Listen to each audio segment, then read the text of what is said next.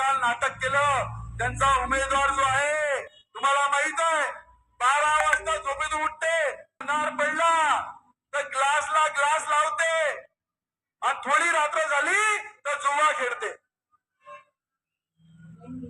असे उमेदवार दिल्लीमध्ये जर गेले, त्या दिल्लीमध्ये या देशामध्ये पार्लमेंटमध्ये विद्वान लोक, अभ्यासू लोक आपल्या क्षेत्राचा एक एक आवाज उचलून क्षेत्राचा विकास करण्याच्या मागण्या करतात आणि मजबूत आवाज त्या ठिकाणी असला पाहिजे. आणि तो मजबूत आवाज 5 वर्ष तुम्ही नवनीत राहाच्या रूपामध्ये पाहिलेला. कुठलं नाटक केलं नाही, मी एका मिनिटात दिलं.